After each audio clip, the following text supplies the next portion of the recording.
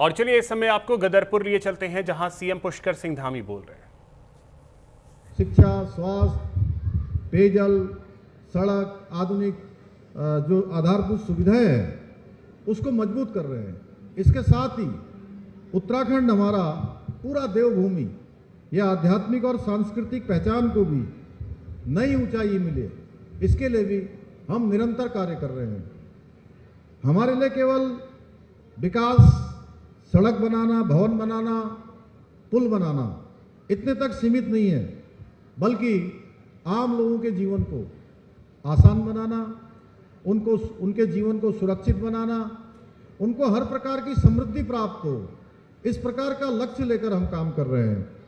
भाइयों बहनों, कुछ लोग राजनीति के लिए हर विकास के कामों पर सवाल उठाते हैं, लेकिन हमारी सरकार का स्पष्ट मानना है कि जनता अब झूठे आरोप नहीं, बल्कि अब जनता को जमीन पर परिणाम चाहिए होते हैं। केवल बोलने से काम नहीं चलता है, खोखले नारों से काम नहीं चलता है।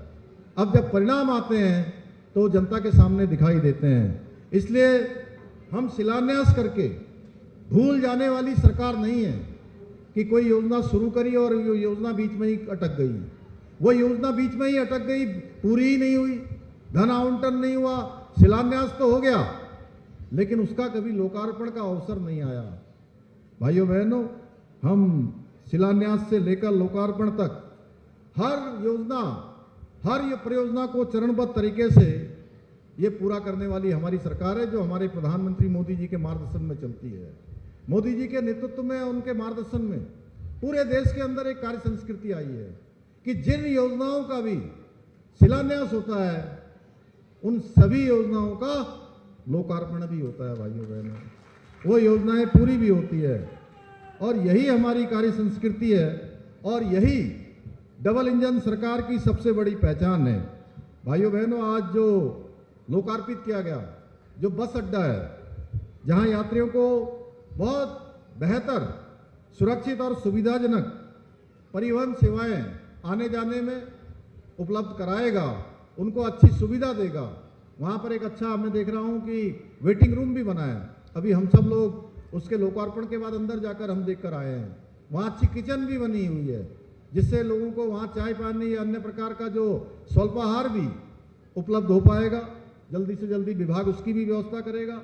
वहीं आज खंड विकास कार्यालय ग्रामीण विकास को, जिसका लोकार्पण हुआ है, हमारे ग्रामीण क्षेत्र के विकास को नई ऊर्जा प्रदान करेगा, क्योंकि इससे लोगों को सरकारी योजनाओं और सेवाओं का जो लाभ है वो आसानी से मिल सकेगा। उनको बहुत इधर उधर भटकना नहीं पड़ेगा, एक स्थान पर उनको सरकारी स्टाफ भी मिलेगा, सरकारी सुविधाएं भी मिलेंगी, और व्यवस्थित तरीके से उनकी जो जरूरतें हैं, उनकी मांगें हैं, वो आगे भी बढ़ेंगी। भाइयों बहनों, आदरणीय प्रधानमंत्री नरेंद्र मोदी जी के सबका साथ, सबका विकास, सबका विश्वास और सबका प्रयास के मंत्र को आत्मसात करते हुए हम, चाहे गदरपुर हो, चाहे आसपास के क्षेत्र हो, रुद्रपुर हो, बाजपुर हो, काशीपुर हो, उधम सिंह नगर हो, या पूरा उत्तराखंड हो, इस पूरे उत्तराखंड में एक हम विकास की नई कहानी लगातार लिखने का प्रयास कर रहे हैं, लगातार विकास की गति प्रदान करने का काम कर रहे हैं। यदि मैं गदरपुर विधानसभा क्षेत्र की बात करूं, तो जैसा अरविंद पांडे जी ने बताया कि पिछले 5 वर्षों में अनेकों काम इस क्षेत्र में स्वीकृत हुए हैं। सैकड़ों करोड़ की योजनाएं यहाँ पर पूरी हुई हैं, अनेक महत्वपूर्ण विकास के कार्य पूरे हुए हैं। ये केवल आंकड़े नहीं है, बल्कि वो हजारों परिवारों के जीवन में आया हुआ एक सकारात्मक रूप से जो बदलाव आया है, उनके जीवन को आसानी हुई है, उनको जो सुविधाएं मिली हैं। शिक्षा के क्षेत्र में नेताजी सुभाष चंद्र बोस आवासीय विद्यालय में छात्रावास भवन बना है, राजकीय इंटर कॉलेज दिनेशपुर में आधुनिक ऑडिटोरियम बना है, ITI गुलर भोज में बालिका छात्रावास का निर्माण हुआ है। ऐसे अनेक काम जो युवाओं के उज्जवल भविष्य की मजबूत नींव तैयार कर रहा है। और पिछले दिनों आप आए थे, आश्रम पद्धति कन्या विद्यालय का आपने उच्चीकरण की बात करी थी। भाइयों बहनों, आपने वहाँ पर बात रखी कि इस क्षेत्र की ये बहुत ज़रूरत है, हमारी बेटियों को परेशान न होना पड़े, उनको दूर न जाना पड़े, एक पढ़ाई के बाद घर से जाने आने में उनको कोई परेशानी न हो, हमने उसके उच्चीकरण के आदेश भी कर दिए हैं, उसका शासनादेश भी निर्गत हो गया है। वहीं बोर डैम के डाउन स्ट्रीम में 4 करोड़ रुपए से अधिक की लागत से बाढ़ सुरक्षा कार्य तथा अनेक गांवों में लगभग 13 करोड़ रुपए की लागत से पेयजल योजनाओं का निर्माण भी किया गया है। मुझे प्रसन्नता है कि ग्रामोत्थान परियोजना के माध्यम से गदरपुर विकासखंड में महिलाओं को आत्मनिर्भर बनाने की दिशा में बहुत सराहनीय प्रयास किया जा रहा है। भाइयों बहनों, हमारी सरकार किसानों की आय बढ़ाने के लिए, युवाओं के लिए रोजगार के अवसर सृजित करने के लिए, हमारी ग्रामीण अर्थव्यवस्था को सशक्त बनाने के लिए निरंतर कार्य कर रही है।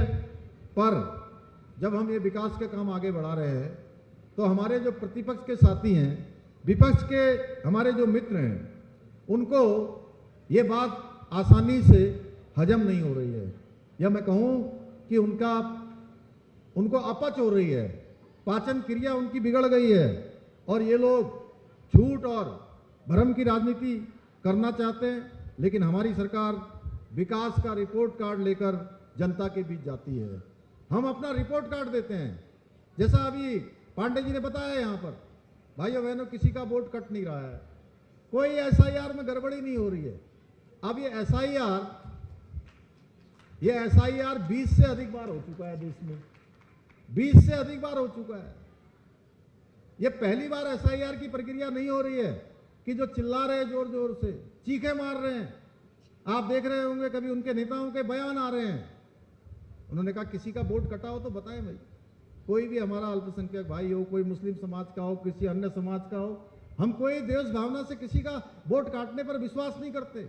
हम तो उनका दिल जीतने पर विश्वास करते हैं, विकास के नाम, विकास के काम करके। लेकिन पहली बार ये हो रहा है कि साफ तरीके से, पारदर्शी तरीके से, विशुद्ध रूप से, बिना किसी भेदभाव के, बिना किसी गड़बड़ी के वोटों का जो वोटर लिस्ट है, उस वोटर लिस्ट का शुद्धिकरण हो रहा है। यानी कि वोटर लिस्ट संशोधित की जा रही है। अब जब वोटर लिस्ट शुद्धिकरण उसका हो रहा है, अरे भाई, कोई अगर हमारे बीच में से चले गए हैं, उनका शरीर पूरा हो गया है, अगर उनका वोटर लिस्ट में नाम होगा तो अनावश्यक रूप से जो हमारे आंकड़े हैं वो गड़बड़ाएंगे, परसेंटेज गड़बड़ाएगा। वोटिंग का जो परसेंटेज निकल कर आता है उसमें बहुत अंतर आता है। किसी बेटी की विवाह कहीं दूसरी जगह हो गया है, वो चला गया है, तो उसका वोटर लिस्ट में संशोधन होगा। अब इसमें किसी को क्या परेशानी होनी चाहिए? कोई घुसपैठिया है, किसी ने कोई गलत तरीके से अपना वोटर लिस्ट में नाम लिखाया है, अगर उसका नाम काटा जा रहा है तो इसमें किसी को कोई आपत्ति होनी चाहिए कि मैं आपसे पूछना चाहता हूं। तो फिर इतना हल्ला मचाने की क्या जरूरत है? तो भाइयों बहनों, हमारे पास भाषणों से ज्यादा काम है और दावों से ज्यादा उपलब्ध। तो इसी के साथ इस बुलेटिन में इतना ही। नमस्कार।